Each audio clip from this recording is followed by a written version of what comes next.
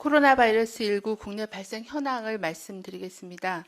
5월 4일 현재 총 누적 확진자 수는 1,801명이고 이 중 해외 유입 환자는 1,099명입니다. 이 중 전체 확진자의 85.3%인 9,217명이 격리 해제되었고 현재는 1,332명이 격리 치료 중에 있습니다. 신규로 어제 확진된 신규 확진자는 8명이었습니다. 어제는 안타깝게도 두 분이 코로나19로 사망을 하셨습니다. 고인의 명복을 빌고 유가족께는 심심한 위로의 말씀을 드립니다. 금일 신규 확진자 8명은 모두 해외 유입 사례입니다. 국내 지역사회 발생으로 확인된 사례는 어제 보고 사례에서는 없었습니다. 해외 유입된 사례의 유입 국가는 미주 지역이 3명, 기타 지역이 5명으로 아랍에미레이트 3명, 타지키스탄 1명, 쿠웨이트 1명이었습니다. 최근 2주간의 전파 경로는 해외 유입 사례의 비중이 좀 더 높아져서 71.7%이며 해외 유입과 관련돼서 발생한 사례가 1명이었습니다. 또한 병원 및 요양병원과 관련된 사례가 7.9%로 약간 감소하였고 지역의 집단 발병과 관련된 경우가 4.7%로 감소하였습니다. 현재 역학조사가 진행 중인 미분류 사례는 8명이었고 전체의 6.3%입니다.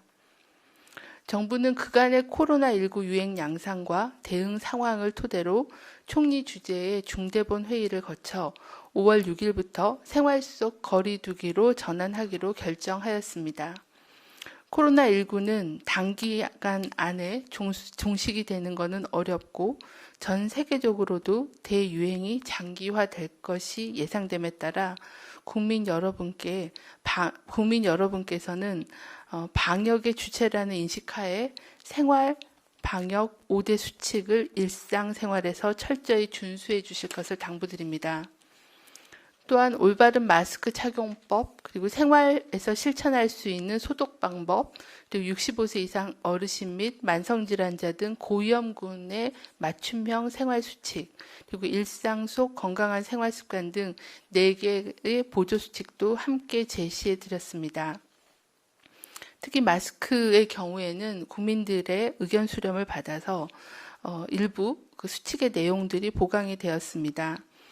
침방울을 통한 감염 전파를 차단하는 데 마스크가 도움이 되기 때문에 기존의 그 호흡기 증상자뿐만이 아니라 대중교통 등 환기가 잘 되지 않는 곳에서 다른 사람과 밀접하게 접촉하는 경우 또는 실내 다중이용시설을 이용하는 경우 그리고 실외라고 하더라도 다른 사람과 2m 이상의 거리 두기가 어려운 경우 등의 마스크 착용을 권고하기로 하였습니다. 생활 속 거리 두기의 전환은 지역사회 감염병 확산을 차단하기 위해 일상적인 사회 경제 활동을 영위해 나가는 가운데 방역 활동을 병행한다는 의미입니다.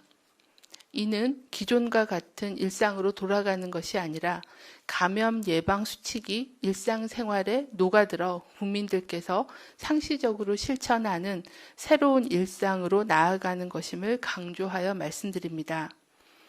또한 코로나19의 상황이 악화되는 경우는 언제든지 강화된 사회적 거리두기로 돌아갈 수 있음을 염두에 두면서 생활 속 거리두기를 계속 유지하기 위해 국민 개개인과 사회와 정부가 함께 노력하는 것이 필요하다는 그런 말씀을 드립니다. 정부는 브리핑에서 말씀드린 것처럼 어제 총리 주재의 중대본 회의에서 코로나19 발생 및 대응 상황을 평가하고 5월 6일부터 생활 속 거리두기 단계로 전환하기로 결정한 바가 있습니다. 이는 그동안 국민들께서 사회적 거리두기를 실천해 주시고 의료계가 선별진료 및 환자 진료를 충실히 담당해 주시고 중앙과 지자체가 검역, 역학조사, 접촉자 관리 등 방역 조치를 적극 시행하여 코로나19 유행을 억제해 왔습니다. 하지만 백신이나 치료제가 없는 상황에서 코로나19를 종식시키는 것은 불가능합니다. 국내외에서 유행과 완화를 반복하며 장기간 유행할 것으로 전망하고 있습니다. 전 세계에서도 코로나19 유행이 지속되고 있고 특히 남미 지역과 아프리카 지역 등으로 그 지역이 확산되고 있습니다.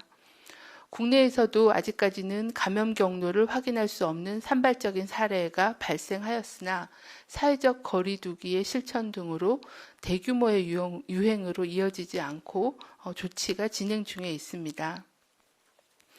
방역 당국의 목표는 백신 등 근본적인 해결 방안이 마련되기 전까지는 우리의 의료 체계, 방역 체계, 사회 시스템이 가능한 수준으로 코로나19의 발생 규모와 속도를 억제하고 통제해 나가는 것입니다. 이를 위해서는 보건당국의 검역, 역학조사, 접촉자 관리 등의 방역 조치를 좀 더 효율화하고 전문화시키면서 의료계는 코로나19 환자의 진료 역량을 키우고 또 일반 진료와 병행할 수 있는 의료 시스템을 정비하는 것이 필요합니다. 국민들께서도 생활 속 거리 두기를 실천하고 또 사회 제도와 문화를 바꿔나가는 노력이 다 같이 이루어져야 통제 가능하다고 보고 있습니다.